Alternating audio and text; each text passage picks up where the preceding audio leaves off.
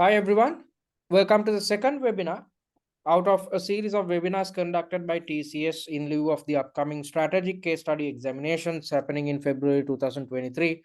My name is Nick and I'm the lead tutor and evaluator for TCS SCS rather at TCS. Okay, another person is trying to log in. Let me admit the person.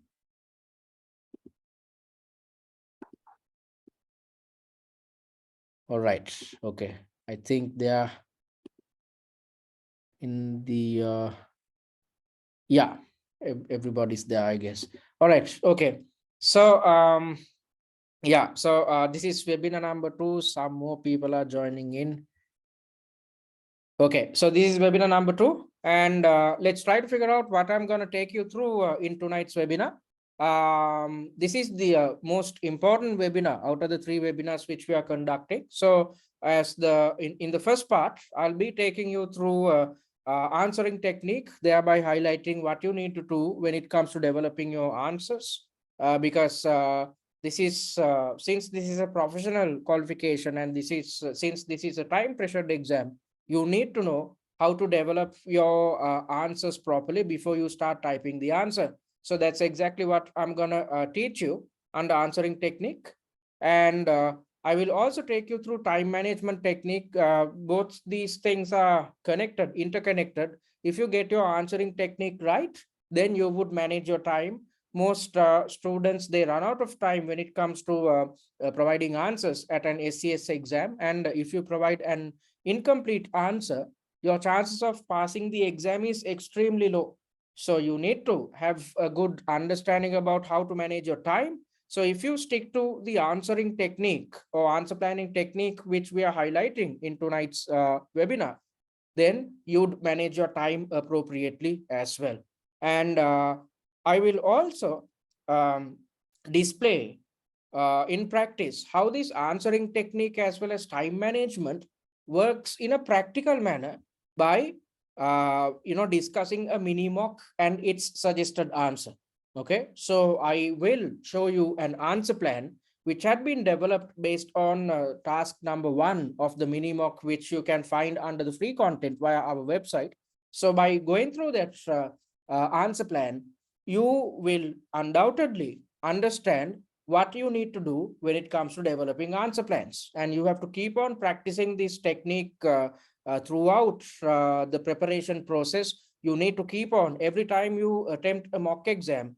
What you're supposed to do is you have to stick to this answering technique. You have to practice this time management technique. If so, you are in a position to replicate the same methodology at your examination. Don't think that without attempting mock exams, all of a sudden, just because you learn answering and time management technique, don't think that you can replicate it at your real exam. You can't do it without practicing this. So I urge you guys to stick to or adhere to the answering and time management technique, which we are going to highlight in tonight's webinar when attempting the 5 mock exams. Okay, and at the very end of tonight's session, I'll be talking about what you need to do to bounce back from failure if you failed in the previous session. Okay, so these are the session outcomes. So let me remind you of the SCS webinars. We have already had the first webinar where we provided a 6-week study plan. I went into the nitty-gritties of things and explained each and every component highlighted within the 6-week study plan. If you missed out on the webinar for some reason, there's absolutely nothing to worry. The recorded version of it can be found via the free content tab under our or via our website. And this is the second webinar, answering technique. And the third webinar is happening on the 4th of February, where I'll be taking you through exam prep, or I'll be highlighting what you need to do when it comes to preparing yourself to or towards the exam. So under the third webinar, I will talk about what you need to do to develop confidence as well as to maintain the same level of confidence on the day of the exam and whilst you are writing or attempting the exam. And on top of that, I'll take you through some examiners' comments as well, because it's of utmost importance that you understand what the examiner expects out of you, how you are going to gain your marks. So all these things will be covered in the third webinar, which is an important webinar as well. So that's happening on the 4th of February, which is a Saturday. So, we are in the second week, according to the study plan. You are supposed to, move on to the second week. There's another person joining in. Give me a second, guys. All right. Okay. So we are in the second week, according to the study plan, which is from the 23rd of Jan to the 29th of January. So in this week, within this week, you are supposed to go through your theory recaps pertaining to E3, F3, and P3. A high level of prominence should be provided to E3 because 80% of your questions are from the E3 syllabus. And this week is going to be a bit busy because you need to attempt 2 mocks within this within the upcoming week. You are supposed to attempt mock number 1 as well as mock number 2. And when attempting these 2 mocks, we urge you to attempt it under real exam conditions. So what are real exam, or what is a real exam condition? This is a situation where you try to, when attempting your mock exam, you try to do the or attempt the entire mock at one go, thereby allocating 3 hours of your time. And when attempting mock exams, it's better if you can attempt it via an exam platform, which is akin to the Pearson BUE system you'd use on the day of the exam. So we at TCS had developed an exam platform which is akin to the Pearson system. Why? In order to make sure that our students are accustomed with the exam platform, or they attempt all exams under exam conditions. I've seen students, when attempting mock exams, what they do is, you know for a fact that there are 3 main tasks within your paper. And what students would do is they'd try to attempt task number 1 today, task number 2 tomorrow, and task number 3 day after tomorrow. So there's a tendency for students to break down the mock into 3 separate parts and attempt it on different dates. We do not recommend such a scenario because that's not what you are going to do at the real exam. At the real exam, you have to sit in one place and attempt the entire paper, allocating 3 hours of your time. So it's of utmost importance that you get used to these things, get used to exam conditions. So that's exactly why I'm suggesting that when attempting mocks 1 and 2, it's better to use our exam platform. If not, if you are not invested on our services, that's totally fine. Even if you are using some other tuition providers mocks, and even if you're attempting it at home on your own, try to time the entire process, allocate 3 hours, attempt both the papers in one go, mocks 1 and 2. And after attempting mock 1 and 2, you are supposed to develop answer plans based on the suggested answers of mock 1 and 2. Or in other words, you are supposed to come up with an answer structure or an answer summary of the suggested answers pertaining to mocks 1 and 2. So from mock 3 onwards, we have developed answer plans. So you are not supposed to spend time to develop answer plans for mocks 3, 4, and 5. But in order to get used to the answer planning technique, in order to get your bearings when it comes to developing study summaries, you are supposed to do up the answer plans for mocks 1 and 2 by yourself. So the second week or the upcoming week is going to be a bit hectic because you have to attempt 2 mocks as well as develop answer plans based on suggested answers of these 2 mocks. But from week 3 onwards, your workload significantly decreases because from week 3 onwards, you need not spend any time to develop answer plans. We have done it for you. You have to only find time to attempt a mock per week. So as you can see from week 3 up until week number 5, you are supposed to, on a weekly basis, attempt just 1 mock per week. Everything else is handled by us. So you need not spend a lot of time. You need not try and find time. Instead, on a weekly basis, if you keep attempting mocks, that's your job. Everything else is handled by us. Okay. So that's what's going to happen from the 3rd week onwards. So closer to the exam, we have come up with this study plan to ensure that closer to the exam, students have a positive mindset, or students have a positive attitude towards the exam. Because most of the students, what they do is they start preparations 1 or 2 weeks before the exam. They run out of time. Because of that, they panic, they try to do everything under the sun. And in all this, when conducting all these activities, what happens is students miss out on attempting mock exams. And if you do not attempt 5 mock exams, you can't cover the entire syllabus, and you can't practice the answer planning and time management technique enough. Okay, so in such a context, we urge you to attempt all 5 mock exams under real exam conditions, because that's gonna be your only job. Everything else, all the other study material, answer plans, suggested answers, everything else is handled by us. We are providing tutor feedback. Because of these things, you need not worry about anything. You should only focus on attempting a mock per week, and you just need to find 3 hours at a stretch per week to attempt your mock exam. So that's what's going to happen. So we have explained the entire study plan properly or in depth in the previous webinar. So I urge you guys to go through it and get your bearings. All right, sorry about that.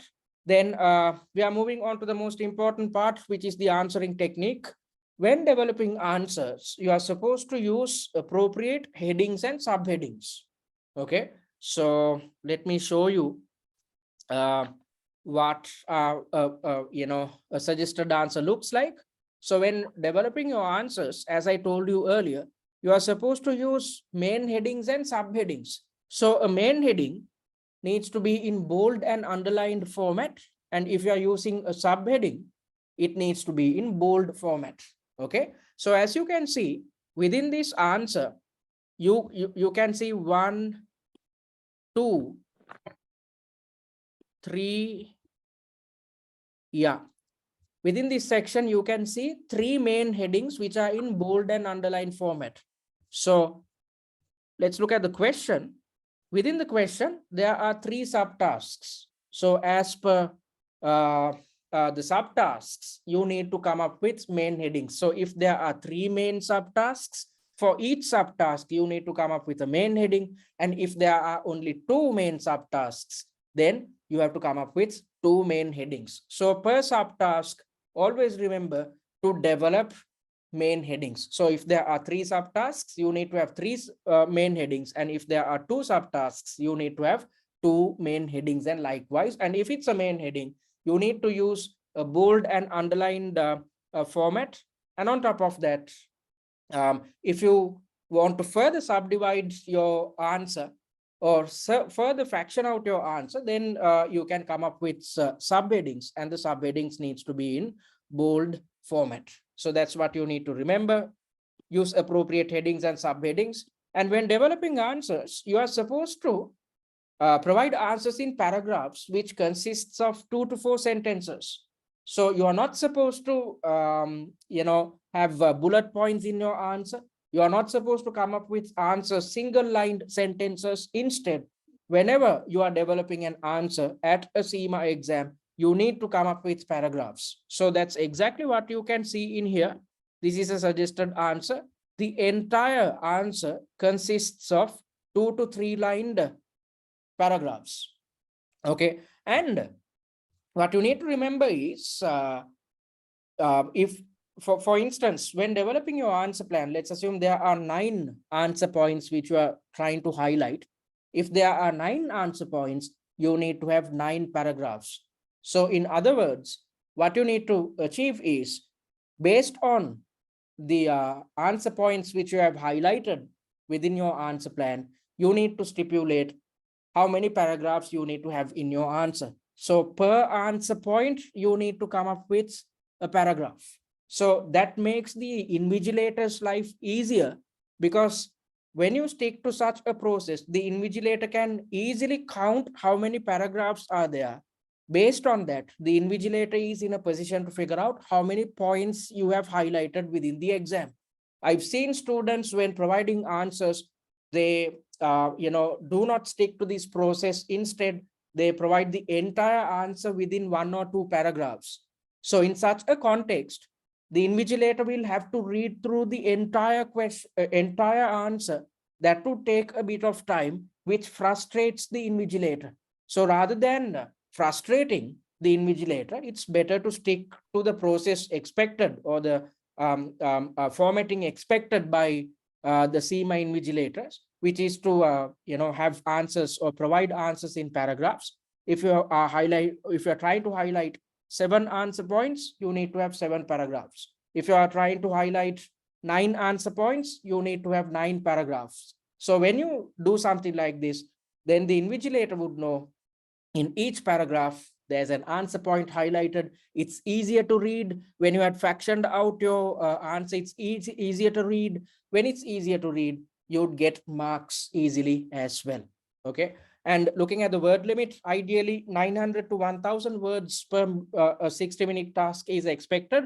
However, this is not a hard and fast rule, because there are exceptionally brilliant students who are able to provide a high quality answer within just 700 words. All right. However, in order to keep track of whether you are providing fully fledged answers or not, try to see whether your answers per task hits this or comes within this region. Okay. Although that is the case, this is only used as a benchmark to see whether you are covering all areas of the answer. You can use it as a benchmark as a student, but you're not going to get marks based on the number of words within your answer. So just because you provide, or just because you stick to this guideline, 900 to 1000 words, you're not going to pass the exam. This is just a simple benchmark which I've suggested, so that you can keep track of the length of your answer by yourself. Okay, but the examiner is not gonna look into these things. Okay, and when managing your time, 1/3 of the time should be allocated towards reading the question and developing the answer plan, and 2/3 of the time should be allocated towards typing. Okay, so most of the students out there, 90% of the students, what they do is they read the question and straight away they start typing the answer, and halfway through they realize that they are headed in the wrong direction, or halfway through they realize that the requirement is something else, but the answer is totally different to the requirement. So in such a context, students will have to delete the answer, starts from scratch. Then in the back of your mind, you know for a fact that you have wasted a lot of time, and this builds up a lot of stress. When you are stressed out, you can't think straight. And when you can't think straight, what happens is you try to think and thereby waste a lot of time. You have already wasted time by deleting your answer, and at the end of the day, you end up providing half-hearted answers or low quality answers which are not well thought out, or answers which are incomplete. And if you provide incomplete answers, you cannot pass this exam. Mark my word. Okay, so you need to practice this answer planning technique as well as the time management technique. 1/3 of the time should be allocated towards reading the question and planning the answer, and 2/3 should be allocated towards typing. So all in all, you should take about 5 minutes to read the question, then 20 minutes to develop the answer plan. Then the remaining time can be allocated towards typing, because when there is an answer plan at your disposal, you need not think when you're typing. So you can't do both. You can't think as well as type at the same time. You'll be wasting a lot of time. Instead, allocate some time to plan initially. Then when it comes to typing, it's just a matter of expanding the answer plan or the points which you have highlighted within the answer plan. When you're typing, you're not supposed to think. So you're saving a lot of time if you stick to such a methodology. And the expected typing speed is a minimum of 20 words per minute. If your typing speed is not up to standard, there are a plethora of software out there as well as platforms out there. You can simply Google these things and download some type of software which will help you to improve your typing speed. Okay, so these are basic things which you could do. Some more people are joining in, right? Okay, and when developing the answer plan, you are supposed to determine the mark allocation for each subtask based on the weightage provided. So let's look at what this weightage is about. So if you look at this question, you can see there is a weightage per subtask. So for subtask A, the weightage is 25%, and for subtask B, it's 25% again, and the weightage for subtask C is 50%. So based on these things, based on these weightages, you are supposed to determine how many marks are allocated for each subtask. Okay, so within this answer plan, I've highlighted that. So based on the weightages for each subtask, 25%, that comes up to 12.5 marks, and 50% comes up to 25 marks. So then you know how many marks are allocated for each and every subtask. When you know the mark allocations, then you know how many points you need to have within your answer plan. Okay, then when you know how many points needs to be there, you can stick to this guideline. You can, for instance, if you are to get 12.5 marks, at least you need to have 6 or 7 answer points. And if you have valid 6 or 7 answer points, you know for a fact that you would have gained full marks for the subtask. Okay, so that's why the weightages are there, to make your life easier. Based on that, you can determine how many marks are allocated. Based on the mark allocation, you are supposed to come up with answer points within your answer plan. And do not spend time on formatting such as paragraph alignment and whatnot.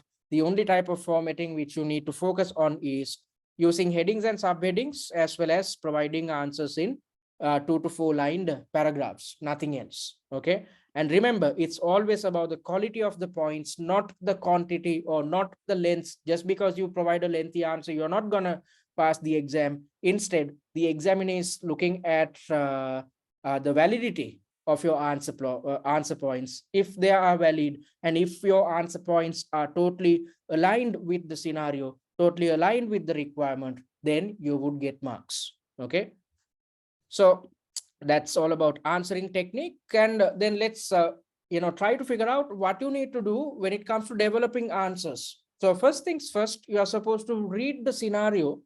I said that you are supposed to allocate 5 minutes per task to read the entire scenario in one go. So read the scenario first.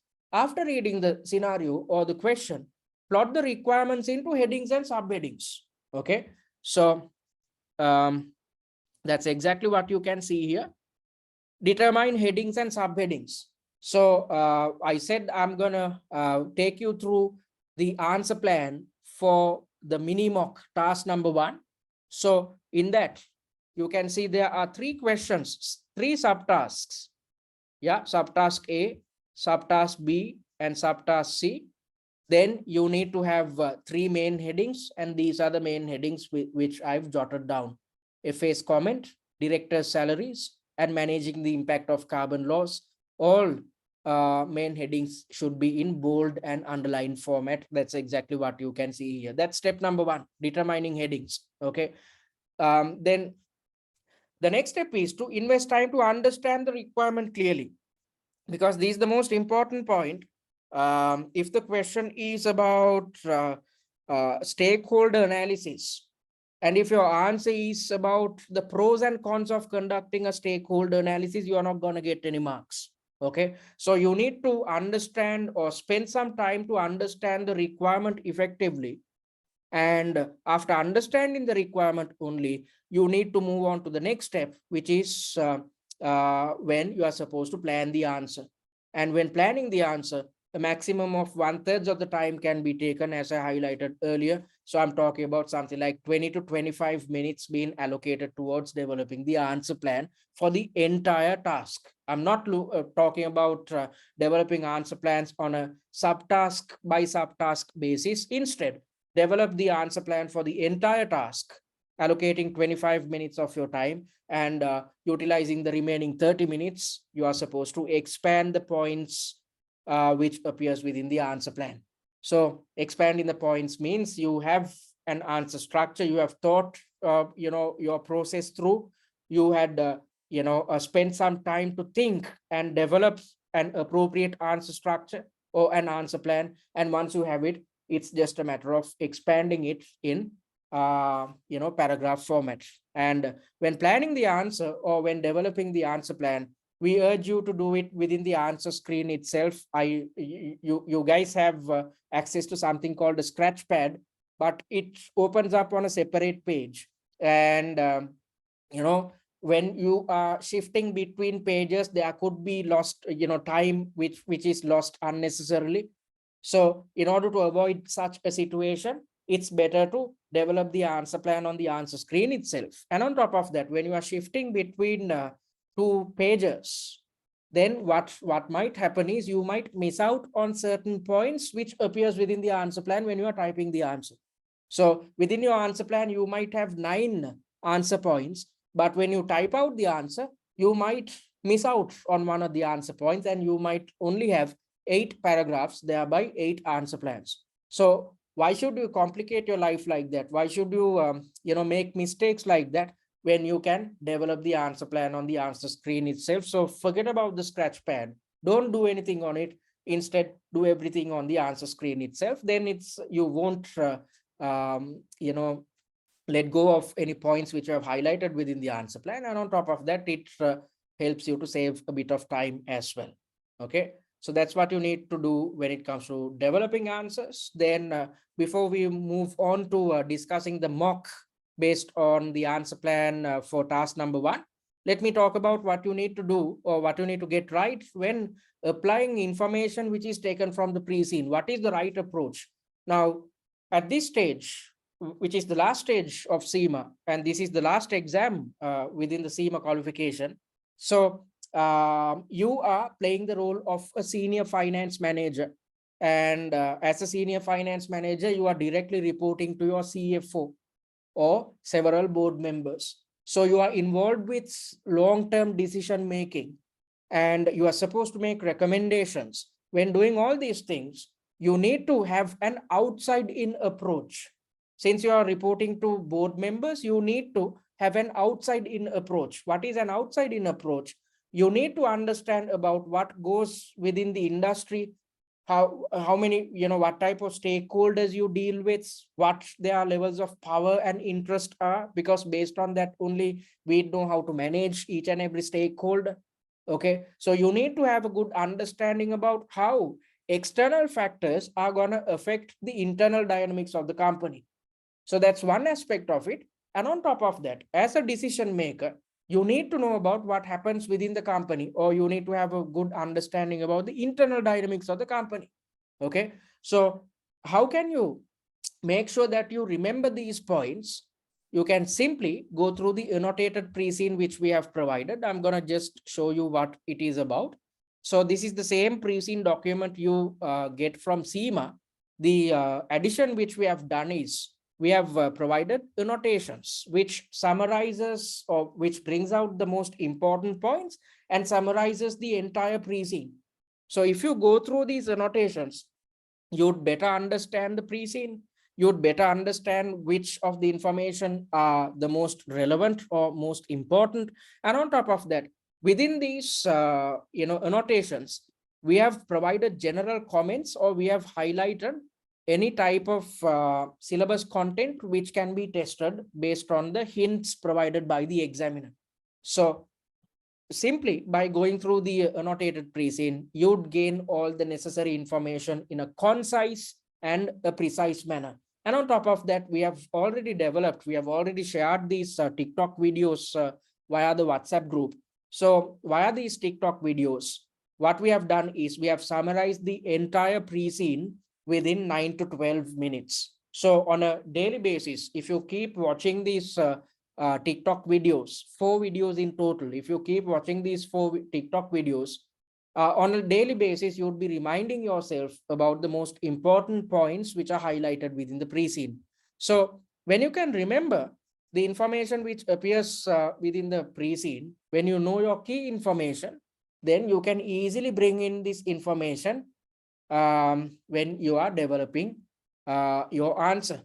And you should remember the key ratios. And when it comes to remembering the key ratios, again, we've made your life easier because we have developed a set of financial analysis slides where we are comparing the financial performance of the company within 2 years based on the SOPL, SOFP, as well as the statement of changes in equity. Okay, and a ratio analysis is conducted, and all the ratios, all the different ratios are evaluated in a concise manner so that it's easier for you guys to remember. And on top of that, as a decision maker involved with the long run of the company, you need to remember the key ratios because you won't have enough time to calculate these ratios. Instead, it's better to remember. So by going through these set of slides, it's pretty easy for you guys to keep track of what has happened within the company in the past in a financial sense, and it makes your life easier to memorize these key ratios and prepare for possible scenarios, but be open-minded. So we have tried to cover almost all the scenarios within our mock exams. Our main intention was to cover the entire syllabus, because if you cover the entire syllabus, you know what type of questions can be thrown at you. And when you know the type of questions which are thrown at you, then the scenario which is highlighted within the question actually does not matter. Okay, so prepare for possible scenarios and you need to be open-minded. So we are not predicting about the scenarios which can be tested, because no one can come up with an accurate prediction. Instead, what we have tried to do is we have tried to cover the entire syllabus within the 5 mock exams which we have provided. And as a decision maker, since you are playing the role of a senior finance manager, as I told you earlier, you are involved with long-term decision making. So as a decision maker, it's better to be open-minded at all times. Okay, and remember that the scenario presented in the exam carries the latest information. So within the pre-scene document, the information provided is about what the company has done in the past within the industry. When within the pre-scene, there's a separate area allocated towards highlighting the industry dynamics. Again, the examiner has told you about what has happened in the industry in the past. But when you walk into your exam, within your scenario, the latest information about something which is faced by the company, some type of a problem or some type of a change in industry dynamics, will be highlighted within your exam. So that's exactly why we are saying that possible scenarios cannot be predicted. So instead, focus on attempting mocks which cover the entire syllabus which is applicable for SCS. And how are you supposed to refer to pre-scene information in your answers? When referring or citing pre-scene info, you need to ensure that you add value to your answer. Okay, so just because you mention some type of a general information which is taken from the pre-scene, you are not going to get marks unless and otherwise the point which you have highlighted or the information which you have brought from the pre-scene is relevant to the requirement. So whenever you are planning to bring in some information from the pre-scene, try to figure out whether it's relevant to the requirement or not. If you feel that the point which you're going to highlight is irrelevant, don't do it, because if it doesn't add value, you might end up losing marks because it creates a negative image in the mind of the invigilator. So it's better to be friends with the invigilator. It's better to focus on achieving utmost levels of quality when developing your answers, rather than simply bringing in information from the pre-scene just to show that you have gone through the pre-scene. You're not going to get marks. If you are bringing in information from the pre-scene, it needs to be related to the requirement fully, or else just leave it out. Do not force it in to show the marker that you have studied the pre-scene. So by referring to the suggested answers of mock exams and referring to the answer plans which we have developed, you are in a position to easily figure out how this should be done or how to bring in information from the pre-scene. All right, then all these things, all these technicalities which are highlighted, I'm gonna explain these things in a practical sense by discussing a mini mock, which we have already uploaded on our website under the free content. Before we proceed, any questions, folks? Any questions up until now? I highlighted so many points. Any questions or any doubts? All right, seems like there aren't any questions. Because of that, I'm gonna move towards the discussion of the mini mock. So let's look at what the question looks like. Section number 1, a 60-minute question. You are receiving an email from your CFO because you are directly reporting to the CFO. And this question is about related diversification, governance, and sustainability. Okay. So according to the scenario, a special report has been commissioned by the board to determine the costs and benefits gained by Hottayr by adding ground source heat pumps to its product portfolio. So at the moment, we are not involved with producing ground source heat pumps. Instead, we are only producing air source heat pumps, okay, as well as traditional boilers. So in such a context, if you do not know the information which appears within the pre-scene, you are not in a position to provide a fully fledged answer for this area. So when you know for a fact, we are only involved with producing boilers as well as gas boilers as well as air source heat pumps, then you would know that we are moving on to a totally new product, but we are pursuing related diversification because although we are trying to produce a new product, it is related to what we do at the moment. So we are pursuing related diversification. So we are gonna start producing ground source heat pumps, and the company is pursuing this expansion since the demand for boilers is deemed to decrease significantly in the future, given the emission concerns, especially when it comes to gas boilers, as per the information which appears within the pre-scene. Gas boilers are well known for high carbon emission levels. So because of that, the demand for it is dropping within the country, and the government is hell-bent on achieving their net zero goals as per the information provided within the pre-scene again. And because of that, it seems to be prudent to move on to producing ground source heat pumps. Due to pursuing the related diversification, financial analysts have indicated that our revenues and beta will surely increase in the future. Okay, this is an area where you can bring in some information, bring in knowledge from the pre-scene. They are mentioning about the revenues and especially the beta value. So when mention is made about a technical area, it's better to relate to the pre-scene or try to figure out what appears within the pre-scene or what type of information appears within the pre-scene which covers this area. So the beta is highlighted within the pre-scene. So within your answer, you have to talk about the present beta and say the present beta is going to further increase, and because of that, you can say how it's going to affect different types of stakeholders and will surely increase in the future. So the revenues as well as the beta is going to increase in the future, thus significantly driving the demand for our new type of heat pumps. So it is forecasted or it is predicted that there's going to be a lot of demand for this new product, which is ground source heat pumps. So what is the requirement? You are supposed to explain the financial analyst's comment. So the financial analyst had said that the demand for these products are going to grow exponentially in the future. And with that, the revenues and beta is going to increase. Okay. So you are supposed to evaluate or explain the comment made by the financial analyst, and the weightage provided is 25%.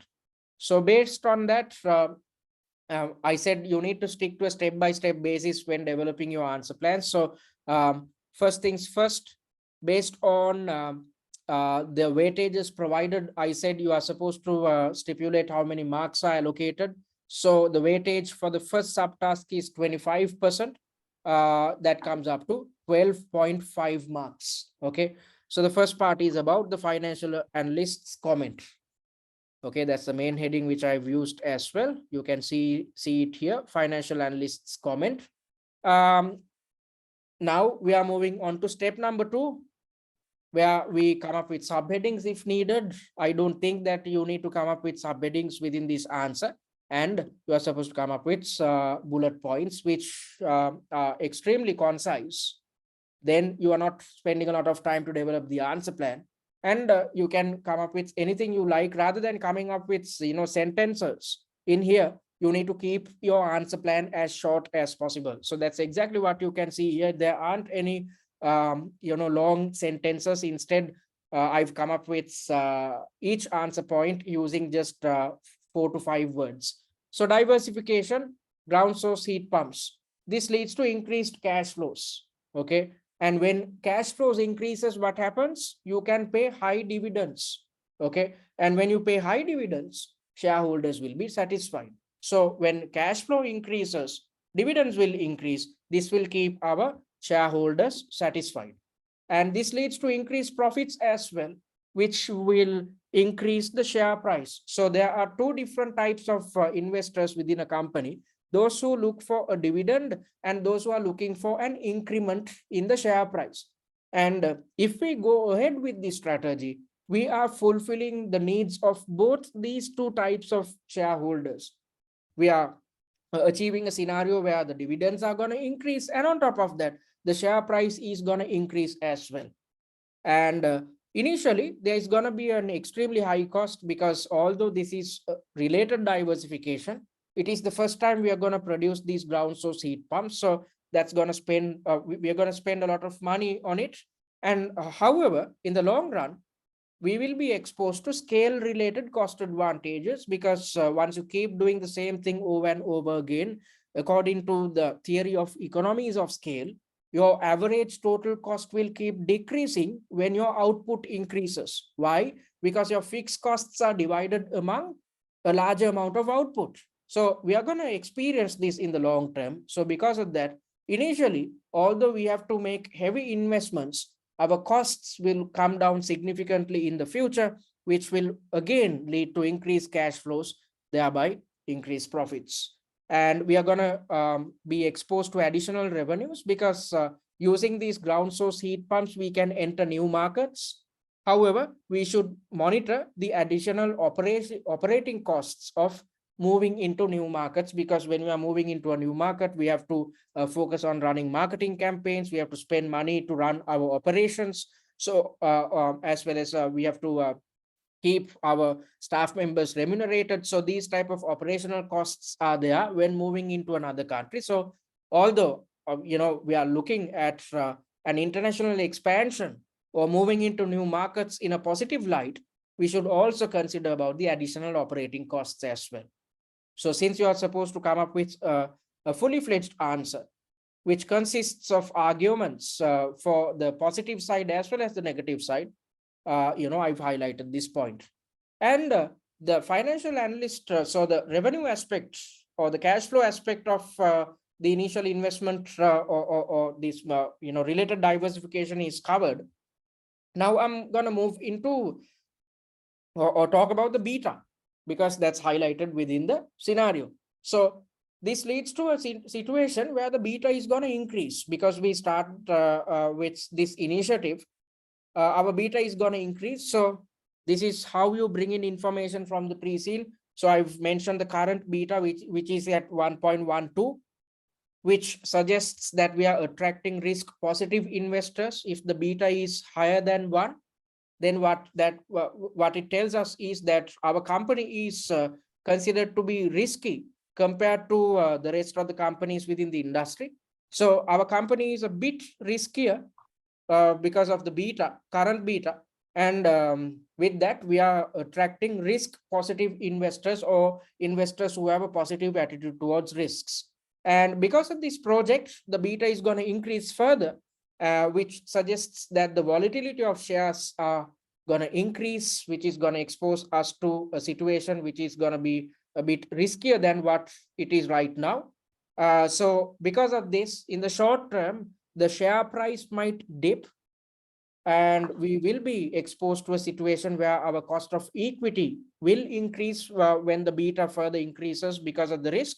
However, in the long run, the beta or the risk is going to get reduced due to better profits and cash flows. So in the long run, although initially we have to spend a lot of money, that's going to expose us to some type of risk.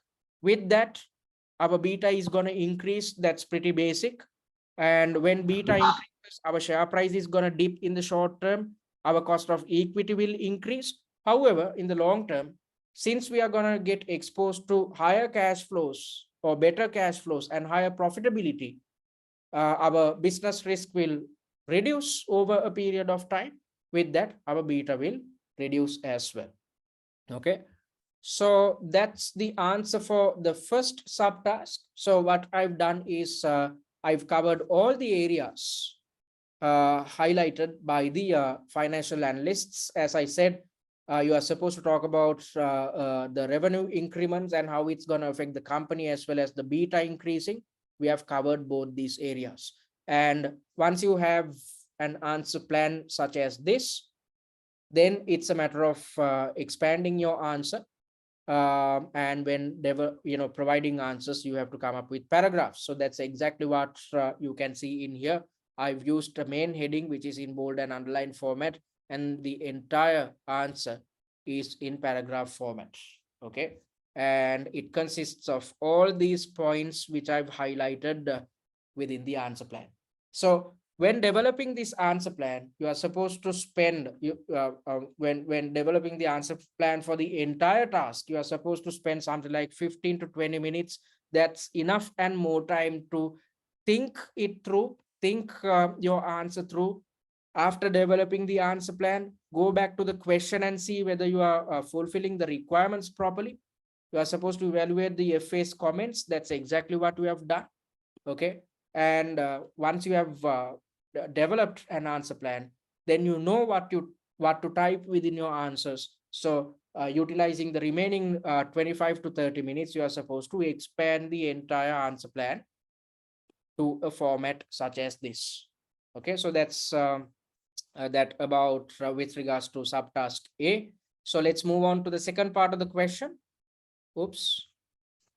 Further, Bogdan, your COO, has highlighted the fact that the workload of board members had increased significantly due to the planned diversification, and he's suggesting that it's prudent to increase salaries of all executive directors within the company. So this is a simple task. You are supposed to evaluate the COO's suggestion. So the COO is saying, look here, because of this diversification, our workload had increased. So in such a context, we deserve to be paid a higher salary. Okay, you are supposed to evaluate the suggestion made by the COO. Based on the weightage, you can determine how many marks are allocated. The weightage is 25%. So 12.5 marks are allocated. Okay. And the main heading which I've used is director's salaries, which is in bold and underlined format. First things first, I'm highlighting that the directors should not decide on their own salaries according to corporate governance regulation, because if they do, it leads to a conflict of interest. So to avoid a conflict of interest, we have to ensure that directors are not involved with a decision which stipulates their own salaries. Instead, the remuneration or the director's salary should be set by the remuneration committee. And within the remuneration committee, non-executive directors should dominate as per corporate governance regulation, and we conform to it. Here again, I've highlighted, or I've brought in information from the pre-scene. So looking at the information which is provided within the pre-scene, it talks about a remuneration committee, and within our remuneration committee, non-executive directors are dominating. So because of that, we are conforming to this requirement. Okay, so that is how you bring in information. So the fact that we conform to the corporate governance regulation pertaining to setting up a remuneration committee is totally relevant to the question at hand, because the remuneration committee is supposed to stipulate the salaries of the directors, and the question is about director salaries. Okay, so when bringing in information, try to ensure that it is relevant to the requirement. If not, you're not gonna get any marks. And the board responsibilities have increased. Yes. So because of that, it's actually normal to see the directors asking for a higher salary. So the remuneration committee should benchmark with salaries paid by other players. So within the same industry, we have other players as well, and it's better to understand how much these directors of other companies are getting paid, and that evaluation needs to be conducted by the remuneration committee. And the objective is to, when paying salaries, the objective is to attract and retain capable directors. So if we do not pay these guys properly, we won't be able to retain them. And if we don't pay competitive salaries, we won't be able to attract appropriately qualified directors as well. So when paying salaries, our objective is to attract and retain capable directors. However, the salary should not be excessive. We are not supposed to um, pay fat cat salaries, okay, because that's going to be a burden on the company's P&L. So we have to pay, above industry salaries to attract and retain capable directors, but it should not be excessive as well. So I'm talking about both the sides of the coin. And sometimes, because of this increased workload, our remuneration committee may say that we need to appoint new directors. If so, these new appointments should be handled by the nomination committee within the company, because the directors cannot by themselves discuss and appoint directors. Instead, it should go through a nomination committee. Okay. So as you can see within this answer, I've looked at the positive aspects of things as well as the negative aspects. Okay. So I've spoken about a scenario where we are supposed to pay um, you know you know appropriate levels of salaries to attract and retain capable directors. At the same time, I'm saying that salaries should not be excessive. I'm also suggesting that if the workload is too high, we should appoint new directors. If so, our directors should not be involved with the appointment process. Instead, the nomination committee needs to come into the picture. Okay. So likewise, you need to build an argument. Why? Because you are playing the role of a senior finance manager. And if the company is to be headed in the correct direction, the decision makers should bring out arguments at all times, valid arguments at all times when it comes to justifying their point. That's exactly what you can see within this answer as well. All right, then moving on to the third area, third subtask. On an unrelated matter, I'm sharing an article which was published on the most popular weekly magazine in Norland. Norland is our country. So let's look at what this document tells us. So this magazine article tells us it's about the domestic heating industry. It's asking the question whether the industry is a silent polluter. So by looking at the heading of this article, you can see that there's something negative about the company within this article. So let's see what it highlights. How does domestic heating impact the environment? The domestic heating industry, impacts the environment in two major ways. They are emitting greenhouse gases as well as carbon dioxide. During 2022, an 8% increase in emissions were seen, and the projected emissions will rise by 15%, rise to 15% by 2025. So this gives us a picture about the emissions which are deemed to increase in the future. And CO2 and GHGs, looking at the greenhouse gases and carbon emissions, the heating industry is one of the largest contributor towards carbon and greenhouse gas emissions. Some of the major players within the industry has responded to this issue by introducing heat pumps, which comes with a zero emission promise. Okay, so air source heat pumps, the emissions are considerably lesser when compared to gas boilers, as per the information provided within the pre-scene. Although this is true, these heat pumps use refrigerants, which comprises of HFCs, which is one of the most harmful greenhouse gases known to mankind. Again, this point has been highlighted within the pre-scene. These harmful HFCs are released to the atmosphere when customers dispose their heat pumps after use. Again, this is highlighted within the pre-scene. Hottayr. So the article mentions our name, the name of our company. So this is serious. Okay, Hottayr, as a company has taken all steps necessary to ensure that these refrigerants are disposed of in the most eco-friendly manner. Our team of investigative journalists have discovered this claim to be largely bogus. So although we as a company, although we are saying that we are disposing these refrigerants in the most eco-friendly manner, the team of journalists working for this newspaper had found, or working for this magazine rather, had found out that our claims are bogus. So this creates a negative reputation for the company, for our company. And environmentalists are up in arms as well. And they are saying that leaders within the domestic heating industry, such as Hottayr and Thermwijk, are to be blamed. So our closest competitor's name is mentioned within the article as well. So this shows that this article affects the entire industry in a negative manner. And the Netherlandian government is also planning to impose strict emission laws on the industry, given their adherence to net zero goals. Okay, so that's the information which appears in here. Based on all this information, you are supposed to provide recommendations with reasons describing the strategy which Hottayr needs to adopt to minimize the impact of carbon loss. Okay, so you are supposed to provide recommendations with regards to reducing the impact of carbon loss within the company. Right. So let's look at the answer you are supposed to provide. Managing the impact of carbon loss. Okay, so when managing this impact of the carbon laws which are going to hit us in the future, first things first, it's better to understand the stakeholders involved and manage each and every stakeholder appropriately.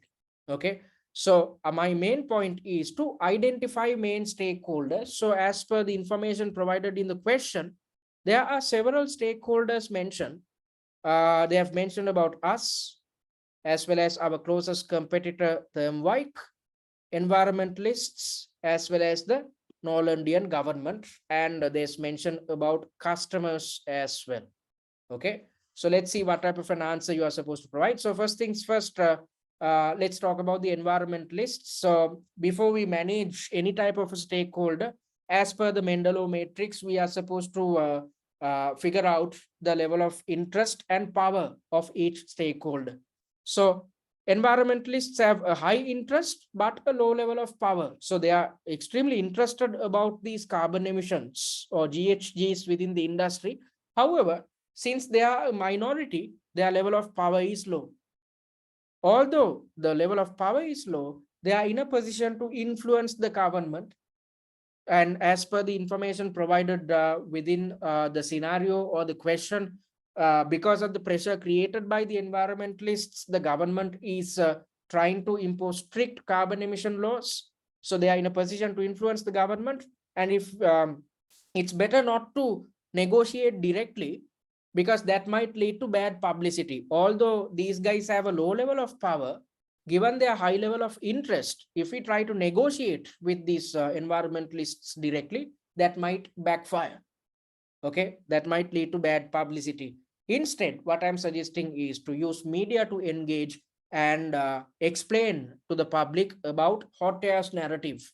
Okay, explain to the public about the initiatives which we have taken to reduce our carbon impact or the emissions pertaining to GHGs. Okay, so that's how you are supposed to manage the first type of stakeholders. Then let's move on to the government. A government definitely has high power, but usually governments have low levels of interest. But according to the question, the government's power is at a high level. Okay, although generally governments have a low level of interest about business operations, given the pressure created by the environmentalists, their power or their interest had moved into the higher category.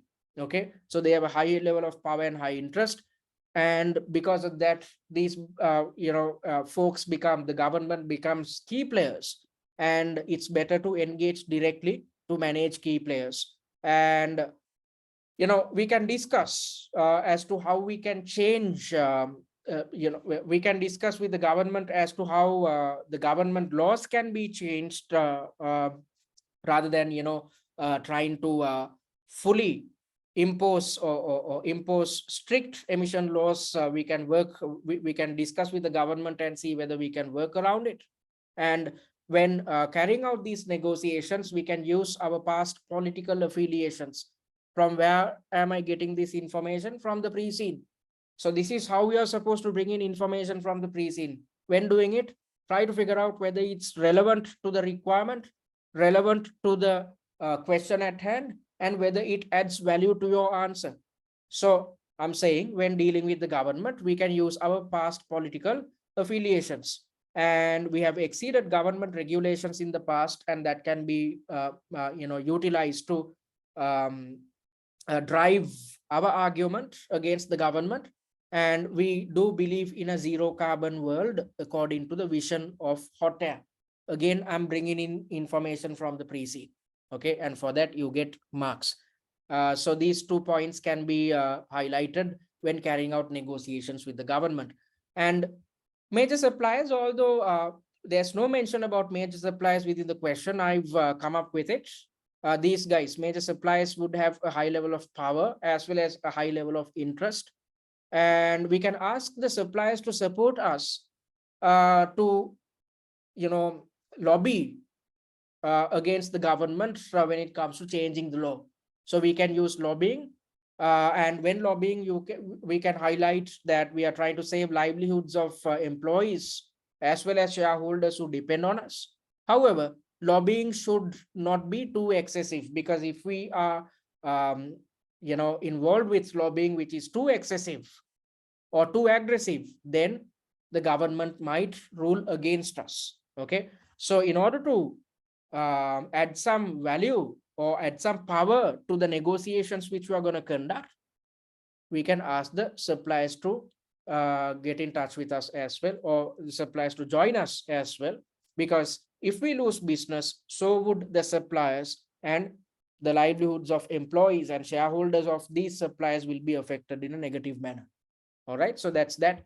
And we have to think about the competitor, our closest competitor, Thermwike, as well, because the name is mentioned within the magazine article. Thermwike has a higher level of interest, just like us. And if both companies work together, our power will increase. So when we are carrying out negotiations rather than working on our own, if we can get our closest competitor Thermwike on board, then our power would increase. Then we are in a position to easily convince the government. So I'm mentioning about the general points which we need to consider. So I've mentioned about how different types of stakeholders needs to be managed when managing the impact of carbon loss. Then the general points are highlighted here. First things first, we need to conduct an internal investigation to figure out whether the article is factual, because within the article it's mentioned that we are to be blamed for this issue. Okay, although Hottayr is saying that the refrigerants are disposed of in the most eco-friendly manner, these journalists are saying that these claims are bogus. So it's mainly affecting us in a negative manner. So in order to figure out whether this article is factual or not, we have to conduct an internal investigation. And after the investigation, if we figure out that the article carries factual info, then we should accept the fault publicly, that because that's the right thing to do. And then we have to also inform about the steps which we take to mitigate this problem. And these steps which we are planning to take should be publicized via media as well as our own website. Okay, so that's what you need to do to manage the impact of carbon loss.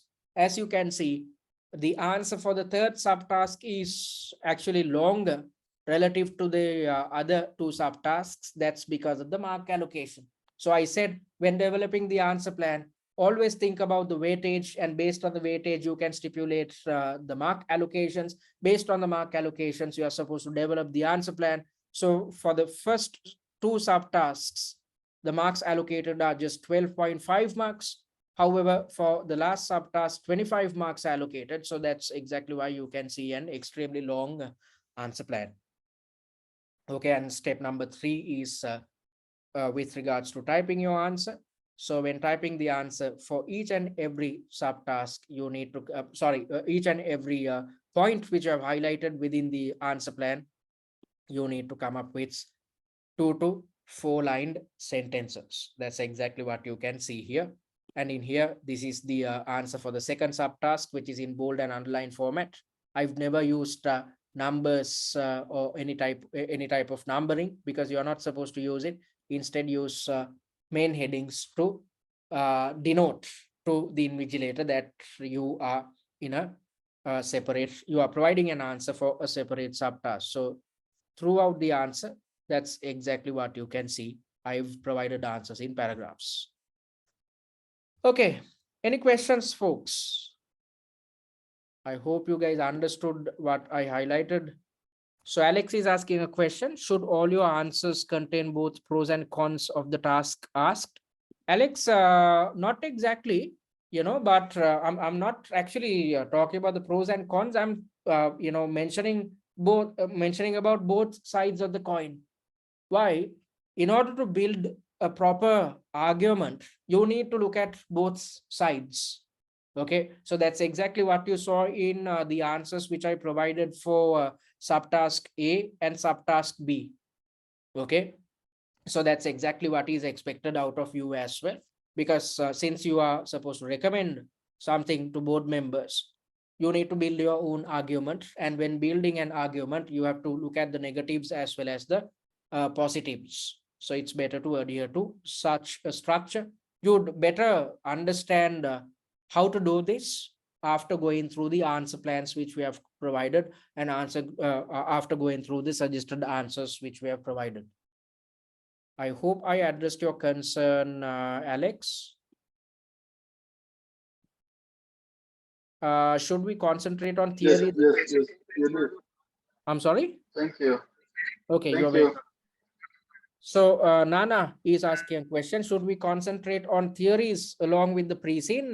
Nana, I hope you attended our first webinar, and in that webinar I said that theories are not tested heavily, although you need to have some sort of understanding about the E3 syllabus, because the E3 syllabus is has everything to do with strategy development. So when developing strategies, you need to know what type of action you need to take.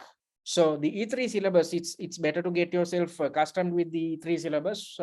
There's absolutely nothing to worry, because we have developed concise yet a precise set of revision cards. So if you go through these revision cards pertaining to E3, then you'd know all the theory you want. And on top of that, after going through the suggested answers and answer plans of our mocks, you are covering the entire syllabus. So you need not worry in that area. You need not compare theory with the pre-scene. After going through the pre-scene, you just need to remember the main points. Other than that, there is no connection between the pre-scene and theories. Talking about the nomination and remuneration committee, should it be diversified? I don't get what you said, Nana. Diversified in the sense with regards to the composition, executive directors and non-executive directors, is it? I hope you can switch on your mic so that we can have a chat. All right, we are in the last part of tonight's webinar, which is about highlighting what you need to do to bounce back from failure. So this is relevant to students who had done the exam previously but could not clear it. So you have to figure out whether you gave your best or not. So conduct a personal reflection. You have to be truthful and honest to yourself, and try to figure out what actually went wrong last time. I'm gonna take you through a list of shortcomings, and try to think when thinking about what went wrong last time. Try to think out of the list which mistakes you committed, because this time you have to get rid of all these mistakes as fast as possible, and try to figure out where you went wrong in the exam. You need to diagnose the reasons first and address them this time. You can't keep on repeating the same mistakes over and over again. If that is the case, you'd keep on failing the exam, because this is a highly competitive examination. Not everyone can pass it. So you need to figure out, if you failed last time, you need to figure out what went wrong, and find solutions to each problem without repeating the same mistakes over and over again. And refer to the mini mock and suggested answers as well as the examiner's report to figure out the type of answers you are supposed to provide. And most of you might not have gotten feedback on your mock answers last time, and because of that you might have failed. If that is the case, it is prudent for you guys to opt for one-to-one tutor feedback at least this time, or else you might not be in a position to figure out whether the quality of your answers are in par with what the examiner expects from you. And based on all these things, you are supposed to come up with an action plan, which is to work harder and smarter than the previous attempt. When developing study material, our intention is to make sure that you guys work smarter. Okay, so that's exactly why as I initially said at the very beginning of the webinar, I said from the third week onwards, it's just a matter of attempting a mock per week. Everything else is handled by us. So we are trying to save a lot of time thinking about the students aspect of things. I know for a fact that you are balancing studies as well as your corporate lives, or you might be running your own business. So you need to spend some time with your family members. So taking all these things into consideration, we had come up with a study system or a study plan, which is actually requesting you to attempt a mock on a weekly basis. Nothing more, nothing less. Everything else is handled by us. So you are in a position to work smarter if you invest on our products. So let's look at the common reasons for failure, which leads to a failure. Practicing just 2 or 3 mocks. This is a killer because most students start preparations closer to the exam, just a week or two before the exam. So in such a context, you do not have enough time to attempt 5 mock exams. So instead, you tend to focus on just 2 or 3 mock exams. You can't cover the entire syllabus if you attempt just 2 or 3 mock exams. So that's the most common reason for failure. So what is the solution? You have to attempt 5 mock exams under real exam conditions. Then your chances of passing the exam is extremely high. Why is that the case? Because you are accustomed with real exam conditions. When attempting mock exams, you are supposed to stick to the answer planning and time management techniques. So if you attempt all 5 mock exams, there are 3 tasks per mock exam. So there are 15 tasks. So in such a context, you would develop or practice developing 15 answer plans. And once you have developed 15 answer plans, once you have replicated the same process over and over again, you can do it at your real exam. You'd find it extremely easy to develop answer plans. You'd find it extremely easy to come up with high quality answers. At the same time, manage your time appropriately. Okay, so how can you achieve this? By attempting 5 mock exams. Then you'd develop 15 answer plans. That's enough practice for you to pass the exam. Okay, and not practicing mocks under simulated exam conditions. Again, I highlighted this point, another shortcoming. Most students, they break down the entire paper into 3 days and attempt it over a 3-day period. That is not recommended. You have to sit in one place, find an isolated area without any disturbances, and attempt your mock exam in one go, because that's exactly what you do at the real exam. And lack of technical knowledge is a killer. One of the students actually mentioned this a while back. Most of the students coming through the FLP route or the exemption route face this problem. So if you do not know E3, F3 and P3, you can't pass this exam. So what's the best way to get about it? Refer to the study revision cards which we have provided. By going through the revision cards, you are in a position to easily understand the syllabus content. And on top of that, if you refer to the answer plans and the suggested answers which we have developed, then you would learn theory. And on top of that, we have also provided 9 master classes. And if you listen to these master classes, you learn theory, you'd know how to apply this theory within your answer.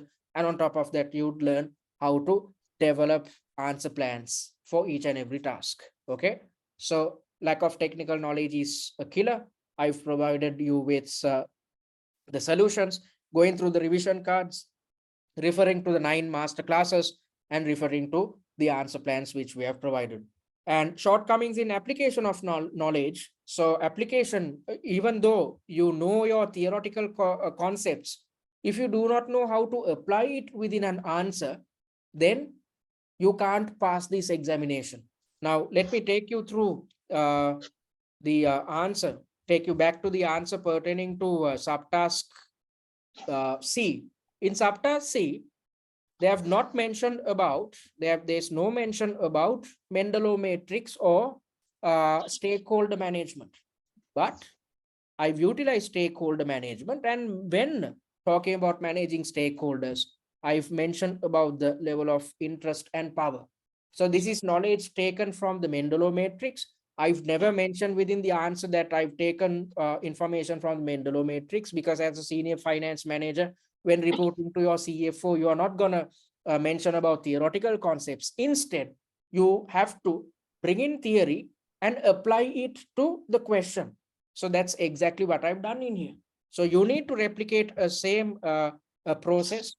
How can you improve these things? By referring to the 9 master classes which we have conducted. And another problem could be inappropriate answering technique. Someone's mic is on. Let me mute it.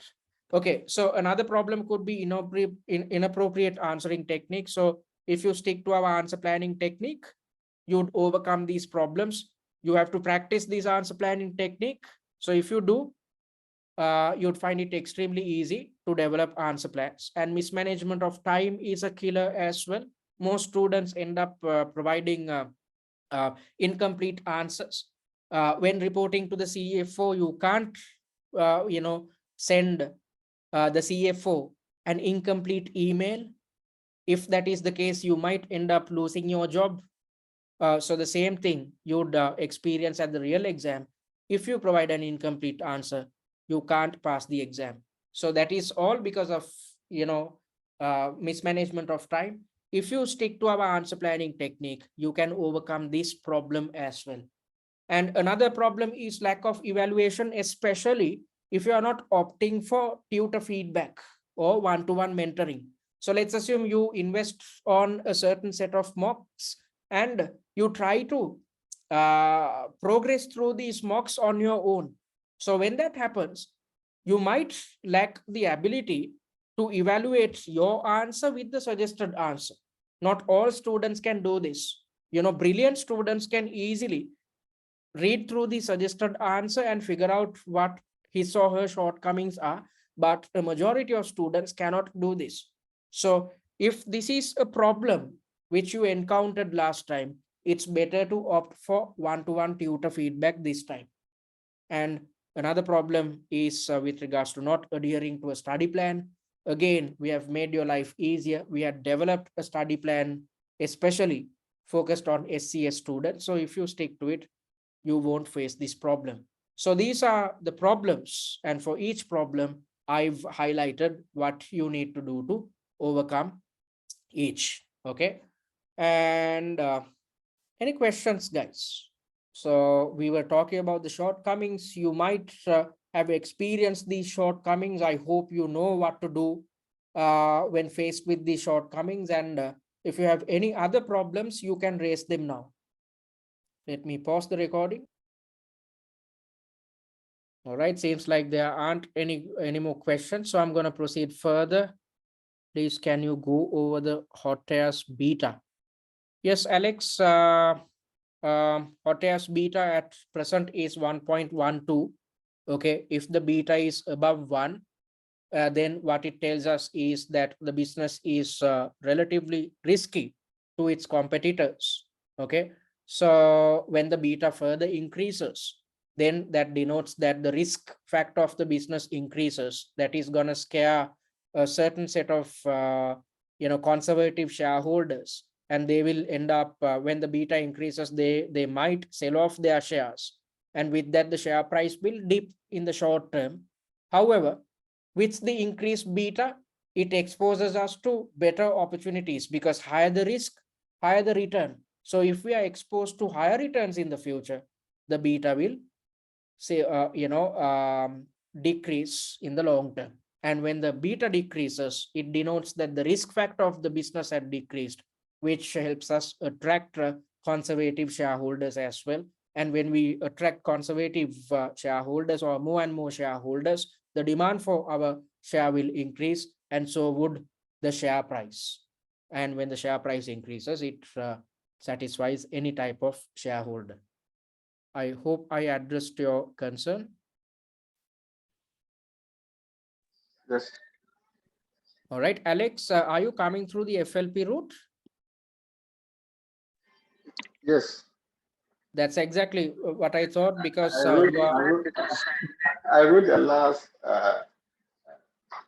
CS exams last November, and it didn't go well.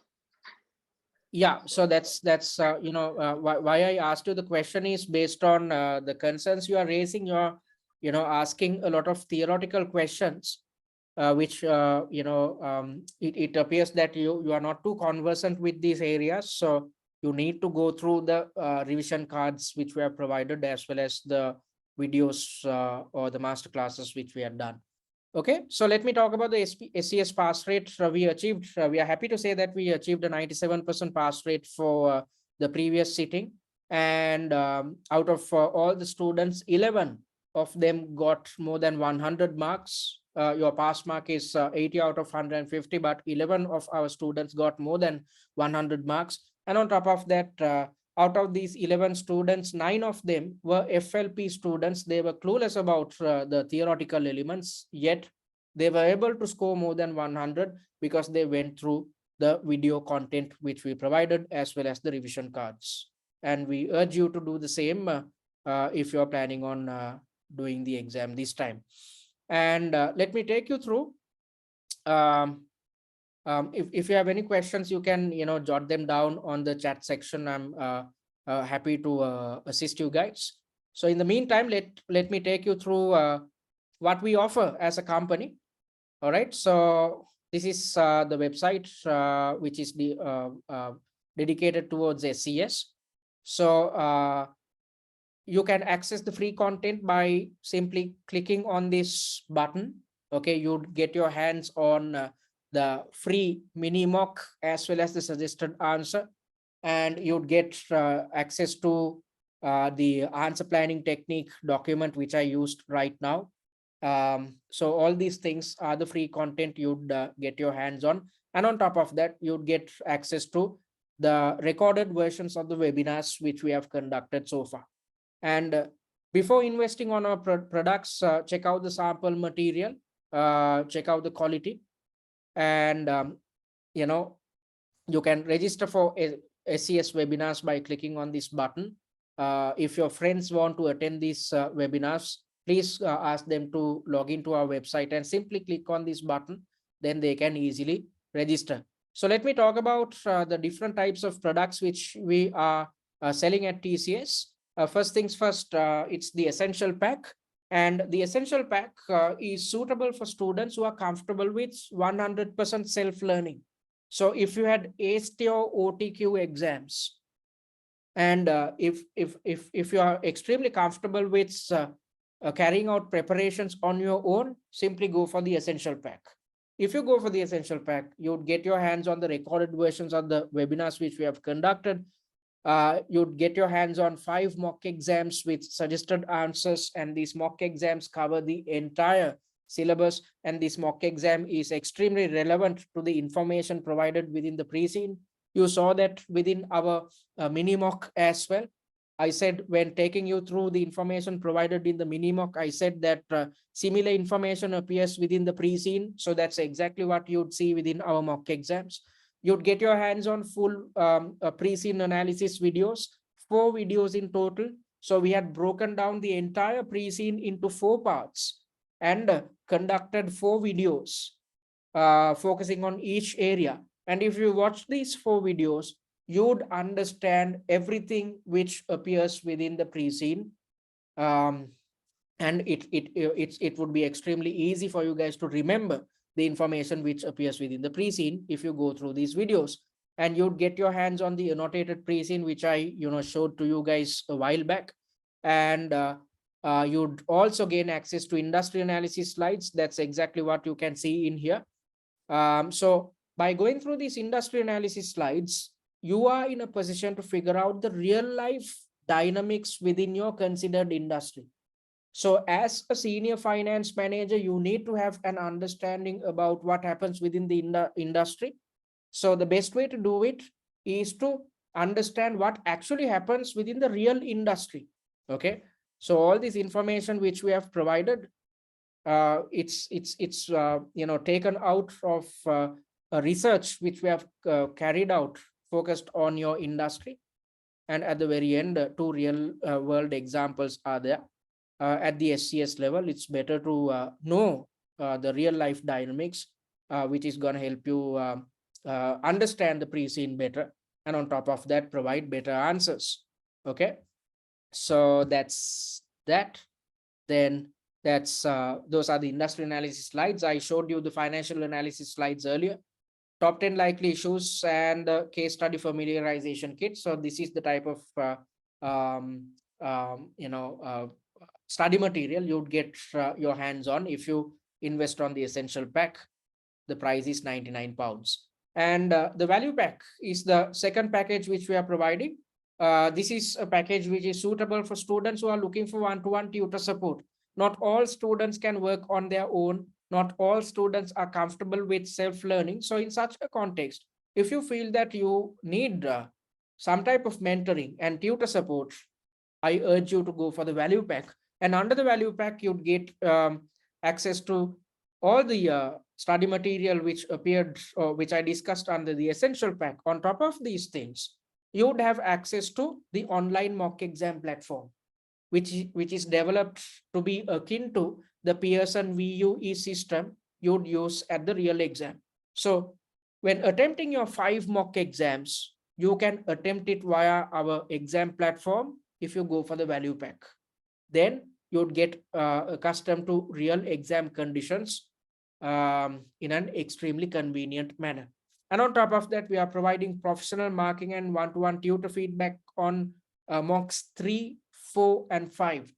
Remember that mocks 1 and 2 are there to get your bearings about the study system.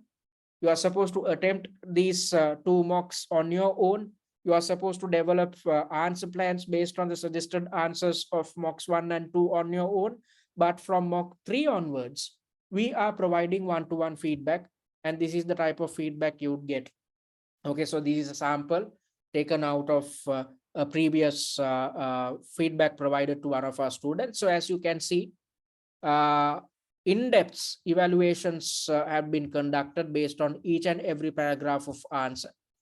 So that's exactly what you can see throughout the answer script. And at the very end, we provide marks as well, with breakdowns for each and every subtask. So based on these mark breakdowns, you are in a position to understand which areas or in which questions you have done a good job, and in which questions you need to really improve what you have done. Okay, so and at the very end, we'd say how many marks you have gotten and whether you have passed or failed the mock exam. And we provide a set of general comments at the very end as well, highlighting the generic mistakes which we have made. So all this is what you get if you invest on the value pack. And on top of that, you'd get your hands on the theory recaps for A3, P3, and F3 related areas. Especially if you do not know theory, it's better to get your hands on these theory recaps, and the price is 199 pounds. And we are providing 2 plus packages as well. So if you're comfortable with self-learning, but if you feel that you need to improve your answers, or you need to improve the chances of passing the exam, then go for the Essential Plus package, because under this package, you'd get your hands on 9 master classes where we are explaining the answers of mocks 3, 4, and 5. And as I highlighted earlier, in these explanations, we are covering theory as well as we are highlighting how to apply this theory within your answer. So application as well as theory is covered within these 9 videos. So that is priced at £175. So these videos come coupled with everything which I mentioned is available under the essential pack. So on top of all these products, you'd get access to 9 videos. And the Value Plus package is the ultimate package, which consists of all study material as well as services which are offered by TCS. So if you go for the Value Plus package, you'd get access to all these services as well as study material. And on top of that, you'd get access to 9 master classes again, where we are covering theory as well as application based on discussion of answers pertaining to mocks 3, 4, and 5. And the price is £275. So if you are a student who had come through the FLP route, you have to go for the plus packages because you need to learn theory or else you can't pass the exam. And if you are a student who had come through an exemption route such as FLP, yet who had failed on a previous occasion, we urge you to go for the Value Plus package because you'd learn theory through the 9 master classes, and on top of that, you can attempt all 5 mocks on the exam platform. You'll get tutor feedback and you get your hands on the theory recaps pertaining to E3, P3, and F3. So if you are coming through the FLP route and if you had failed previously, go for the Value Plus package. And if you are coming through the FLP route, go for the Essential Plus. If you're coming through the CIMA general route and if you had gotten really good marks for the OTQs, simply go for the Essential Pack.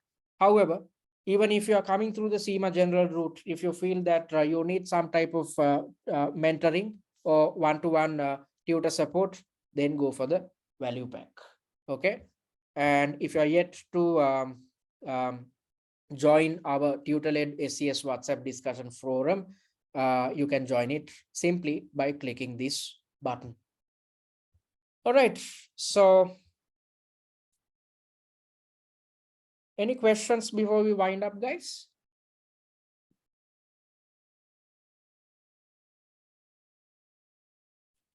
Any questions or doubts?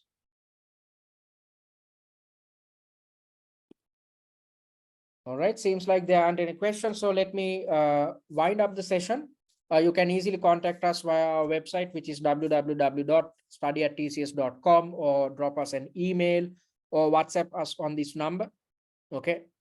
And we urge you to follow us on our social media handles, especially YouTube and TikTok. Okay. Via TikTok, we are sharing a lot of videos which covers the pre-scene in a concise manner. And all these recorded versions of the webinars are uploaded onto YouTube. I urge you guys to check out our blog posts as well by clicking on this button. And these blogs carry technical information which are extremely relevant for your case study. So when you have time, please go through them as well. Okay, so having said that, thank you very much for joining in.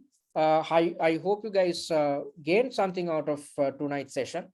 And let me remind you, on the 4th of February, we are conducting the last webinar for SCS. So we are in the second week, and if you are yet to invest on exam standard study material and mock exams, it's high time you do it right now. Without investing on mock exams and without attempting mock exams, you can't pass the exam. Most students rely on past papers. You can't rely on past papers because that's based on a totally different case study. So if you are yet to invest, I urge you to do it right now. Having said that, thank you very much for joining in. I'll see you guys the week after next on the 4th of February. Thank you and good night.